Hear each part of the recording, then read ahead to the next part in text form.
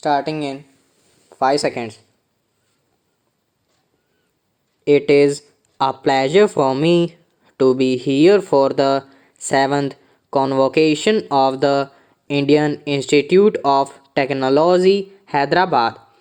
This occasion is a double celebration as it coincides with the 10th anniversary of the opening of the institute. Let me begin by congratulating the IIT Hyderabad community for these landmarks. For the graduating students, today is a special moment.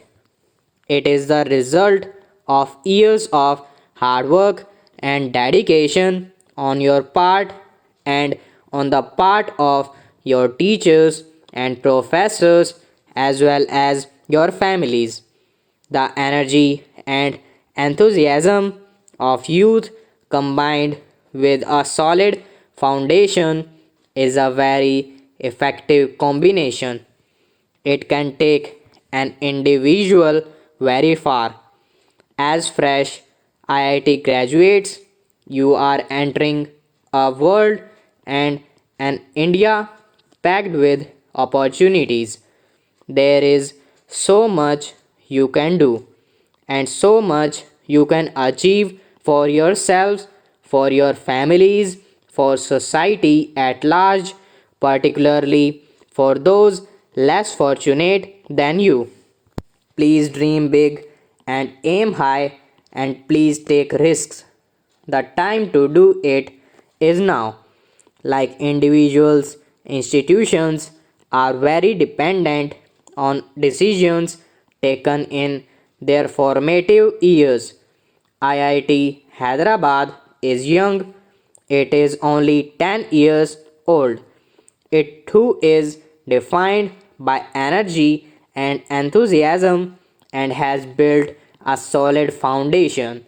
Today, you have 2,500 students, one in five of them being a young woman. The institute has a strong postgraduate program with 30% of students pursuing a PhD. These are commendable figures, but the question is what next? The road you take today will determine your future not just for the next few years but perhaps for the rest of the century. That may sound like an overstatement, but do consider some of the world's major universities or even the older IITs, your peer institutes. Their achievements over several decades have been shaped by the trajectory they took in their earliest days as a second generation IIT. It is important that you borrow from as well as learn from the models of the past. Conditions are different from the 1950s and 1960s. India has changed. Technology and the very discipline of engineering have evolved. Our aspirations are no longer limited to the heavy industrial base that we created 6 decades ago. Rather, IIT Hyderabad has to remain relevant to the fourth industrial revolution that will write the script of the 21st century. I am happy to learn that a start has been made by settling up a network of centers for research and promotion of entrepreneurship at this institute.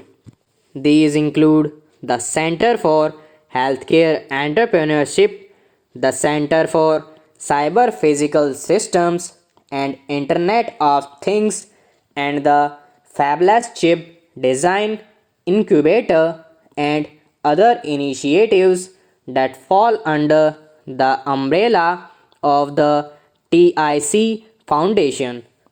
Collaborative research is being carried out in areas of widespread utility such as 5G technology, affordable housing, and information networks for natural disaster mitigation and recovery. MOUs with leading international universities and R&D agreements with Japanese industrial corporation are also worthy of appreciation. Ladies and gentlemen, the best scientific universities and institutions of learning are not just teaching shops or degree factories. Increasingly, they are sources of innovation and incubators of technology and technology driven startups. The knowledge ecosystem of public investments in science, academic institutions, and universities, research laboratories, commercial application, and private enterprises has an almost magical potential. Its best example is, of course, Silicon Valley in the United States. At the core of Silicon Valley are basic science and technology campuses and their talented faculty and students. This IIT has been set up in a city and in a metropolitan area where several elements for such an ecosystem already exist. IIT Hyderabad, in a sense, is the element that completes the picture. Hyderabad has a long tradition of scientific discovery and application.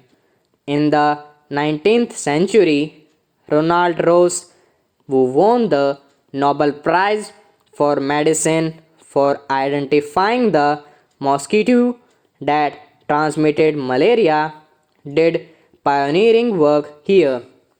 After independence, Hyderabad became a location of industrial manufacture.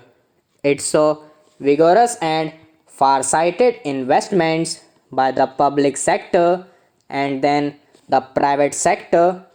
Gradually, the city's reputation grew as a research center. Before coming here, I called for details from the Council of Scientific and Industrial Research, the Department of Science and Technology, the Department of Biotechnology, and the Department of Atomic Energy, the Defense Research and Development Organization, and the Indian Space Research Organization. Between these institutions, I am told there are as many as 19 research faculties and laboratories in Hyderabad. I have not even mentioned the private sector. Hyderabad based companies are engaged in cutting edge research and manufacture of biopharmaceuticals and vaccines, and separately in the fields of information technology. Stop.